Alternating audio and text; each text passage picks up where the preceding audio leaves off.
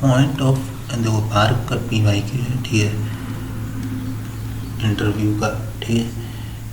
एक question discuss कर चुके हैं, दूसरा क्वेश्चन है, ठीक है, कि पॉइंट ऑफ कॉन्ट्राफ्लेक्सर है क्या। सबसे पहले ये डिफाइन करना है, उसके बाद आपने ये डिफाइन करना है कि पॉइंट ऑफ इन्फ्लेक्शन कैसे डिफरेंट है पॉइंट ऑफ कॉन्ट्राफ्लेक्सर से, ठीक है। आखिरकार दोनों में अंतर क्या है, ठीक है। और तीसरा चीज़ उन्होंने जो पूछा, वो पूछा कि पॉइंट ऑफ कॉन्ट्राफ्लेक्सर का प्रैक्टिकल लाइफ में क्या सिग्निफिकेंस है, तो जो कि सिविल वालों को ज़्यादा पता रहता है रीइंफोर्समेंट के बारे में, ठीक है, जो हम सरिया जो डालते हैं, ठीक है। ठीक है, चलो एक एक करके इसको सॉर्ट आउट करते हैं।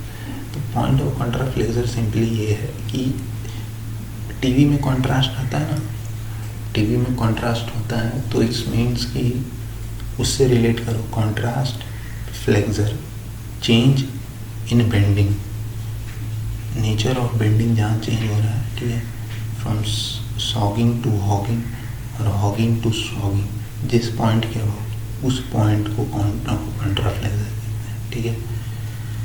और बेंडिंग मोमेंट डायग्राम में जब हम इसे देखें तो वहाँ पे साइन चेंज देखने को मिलता है, ठीक है, पॉइंट ऑफ कॉन्ट्राफ्लेक्सर पे, ठीक है।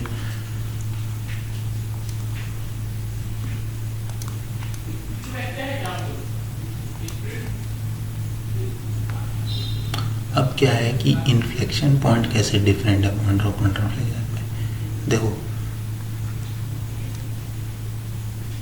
लेट्स, अच्छा एक चीज़ उन्होंने और पूछा, किन केसेस में पॉइंट ऑफ कॉन्ट्राफ्लेक्सर देखने को मिलता है, तो ओवर हैंग्ड बीम्स में आपको पॉइंट ऑफ कॉन्ट्राफ्लेक्सर देखने को मिलेगा, over hanged beams.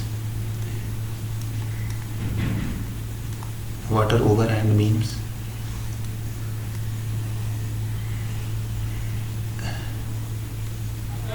Simply supported beam with some offset, जो सिंपली सपोर्टेड बीम में सपोर्ट सिस्टम यहाँ लगा रहता था, हिंज सपोर्ट, अब वो कुछ दूरी पे है, ठीक है। Either it can be one side overhang और बोथ साइड ओवरहैंग, ठीक है।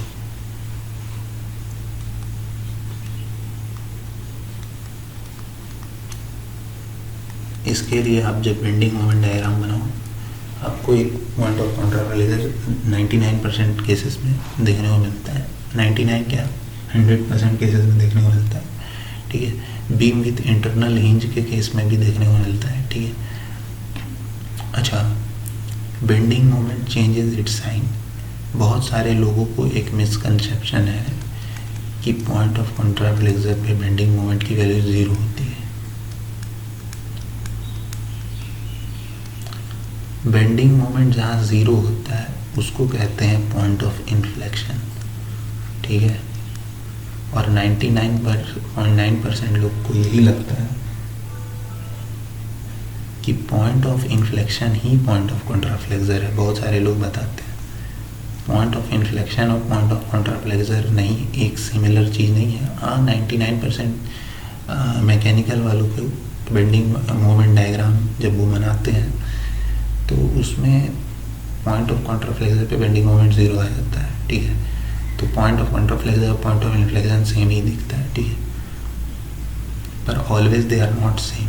पॉइंट ऑफ इन्फ्लेक्शन सिंपली जहाँ बेंडिंग मोमेंट की वैल्यू 0 है, ठीक है। और मैथमेटिकली बात करें तो इन्फ्लेक्शन होता है जहाँ कर्वेचर चेंज देखने को मिलता है, उतना डीप में नहीं जाना है, ठीक है। जहाँ सिंपली बेंडिंग मोमेंट 0 है उसको पॉइंट ऑफ इन्फ्लेक्शन कहेंगे। जहाँ बेंडिंग का नेचर चेंज हो रहा है, जहाँ बेंडिंग मोमेंट अपना साइन बदल रहा है, उसको कहेंगे पॉइंट ऑफ कॉन्ट्राफ्लेक्सर, ठीक है। पर वो 0 हो इसकी गारंटी नहीं है। उसका एग्जांपल ये है, ठीक है। एक सिंपली सपोर्टेड बीम है,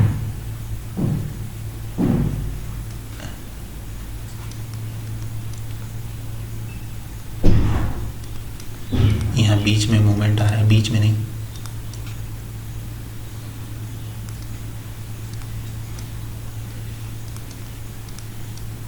इसके लिए जब तुम BMD बनाओगे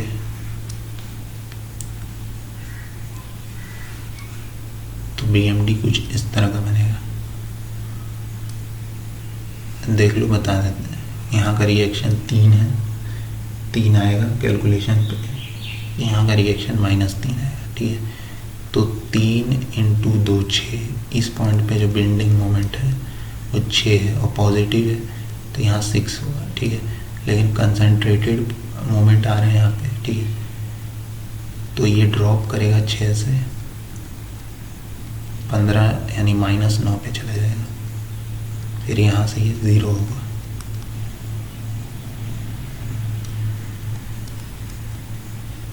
साइन तो चेंज हुआ, पर इस पॉइंट पर बेंडिंग मोमेंट 0 नहीं है, ठीक है। यही है पॉइंट ऑफ कॉन्ट्राफ्लेक्सर, जिस पॉइंट के अबाउट साइन चेंज देखने को मिला, पर ये पॉइंट पे बेंडिंग मोमेंट 0 नहीं है। 6 से 15 हुआ है, मतलब 6 और 15 के बीच में कोई, देखो डॉटेड लाइन से इसलिए दिखाया गया है, ठीक है, कि 6 से ड्रॉप हुआ है बेंडिंग मोमेंट -9 पे, ठीक है। अब ऐसे दिखाएंगे तो अच्छा नहीं ना लगेगा। ये 6 से ड्रॉप हुआ है, ठीक है।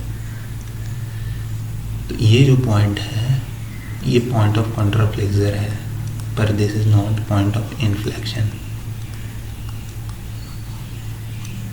ठीक है। आप इस केस के बारे में देख लो। इस केस में आपको कितना पॉइंट ऑफ कॉन्ट्राफ्लेक्सर देखने को मिलेगा? अगर बेंडिंग मोमेंट डायग्राम ये, तो ये पॉइंट ऑफ कॉन्ट्राफ्लेक्शन है, लेकिन पॉइंट ऑफ इन्फ्लेक्शन नहीं है, ठीक है। इस केस में देखो, एक पॉइंट ऑफ कॉन्ट्राफ्लेक्सर, दो पॉइंट ऑफ कॉन्ट्राफ्लेक्सर है, पर पॉइंट ऑफ इन्फ्लेक्शन कितना है? 1 2 3 4। तो सिंपली पॉइंट ऑफ इन्फ्लेक्शन का मीनिंग होता है जहाँ बेंडिंग मोमेंट 0।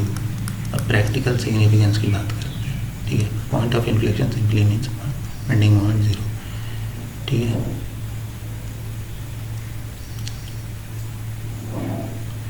तो एक स्टेटमेंट आता है इसमें, point of contraflexure, every point of contraflexure is a point of inflection। उल्टा बोल दिया क्या हमने?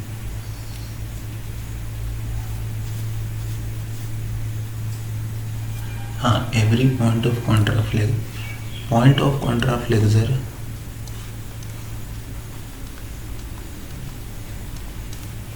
पॉइंट ऑफ इन्फ्लेक्शन होगा, पर इसका वाइस वर्सा सही नहीं है, ठीक है, ठीक है।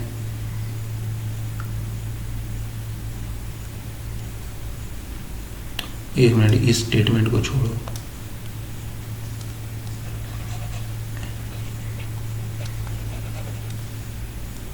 वो सिंपली बता रहे हैं कि हर पॉइंट ऑफ कॉन्ट्राफ्लेक्सर जो है ज़रूरी नहीं है। पॉइंट ऑफ कॉन्ट्राफ्लेक्सर में देखो 99% केसेस में जब हम लोग BMD बनाएंगे तो हमको साइन चेंज देखने को मिलता है और वो बेंडिंग मोमेंट का वैल्यू 0 हो जाता है, ठीक है। तो यहाँ POC और इन्फ्लेक्शन पॉइंट सेम होता है, ठीक है, पर 1-2 केस ऐसे भी हैं जहाँ सेम नहीं हो, ठीक है। तो वो ही बता रहा है, ठीक है। लास्ट पॉइंट इसका फिजिकल सिग्निफिकेंस क्या है? देखो, बीम का नेचर चेंज होता है बेंडिंग का।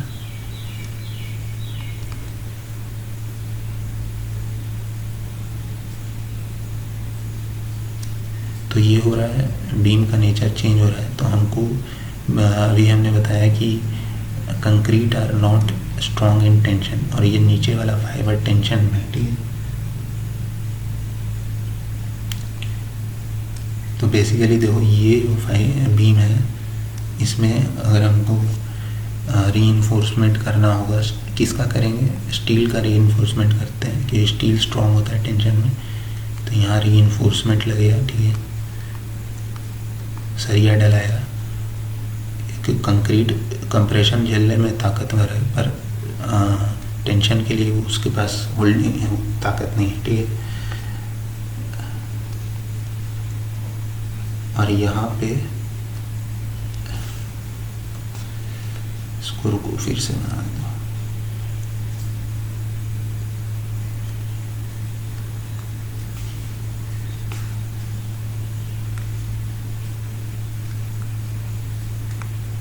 नीचे नीचे नीचे नीचे, और यहाँ पे ऊपर में टेंशन है, ठीक है, ये ऊपर में रीइंफोर्समेंट डला है, ठीक है। तो पॉइंट ऑफ कॉन्ट्रा फ्लेक्सर के अबाउट हमें रीइंफोर्समेंट कैसा देना है वो पता लगता है, ठीक है। तो ये इसका प्रैक्टिकल सिग्निफिकेंस है, ठीक है। रीइंफोर्समेंट के बारे में ज़्यादा सिविल इंजीनियर्स थोड़ी हैं, ठीक है, वो उनको पढ़ना होता है, ठीक है। हमें